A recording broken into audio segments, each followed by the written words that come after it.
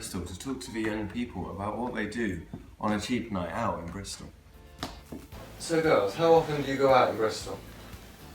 I only go out about once a month. Town. I used to go out quite often when I first turned 18 because I found it really exciting, but now I generally go about once a month. So how much would you spend on a night out? £50. Really? Yeah. I It literally costs spend like £20 to get there and back. I spent literally like 20 quid. I know, it's not It's so fair. good. So when you don't have a lot of money, what sort of places do you go to? I try not to hit as many clubs, so I try to stick to pubs and bars. In particular, Wetherspoons, because they have very cheap drinks. Are you aware of how many cheaper activities are available in Bristol? I would have thought there's probably quite a few galleries, but apart from that, not really. Do you think that if cheaper activities or free activities were advertised more, then more people would be aware and more people would go along to them? Yeah, I think so.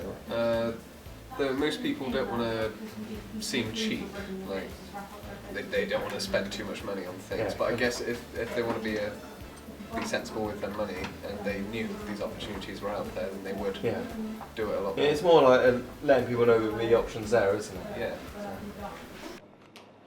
We've travelled here to WADCA, or Winterbourne and District Community Association, to talk to one of its members, Mavis Campbell, about what the centre is doing to encourage younger generations to take advantage of spaces like this in and around Bristol.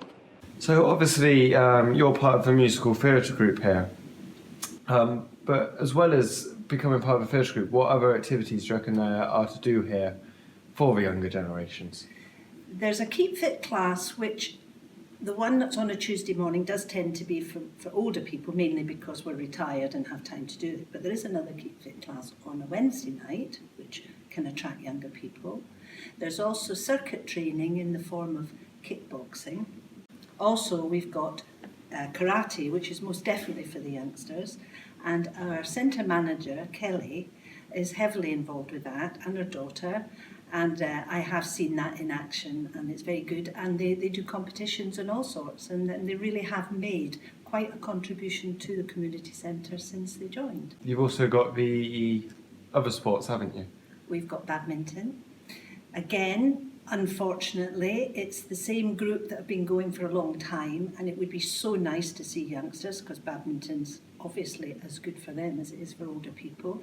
We could, in fact, have our own young people's badminton club if enough people were interested.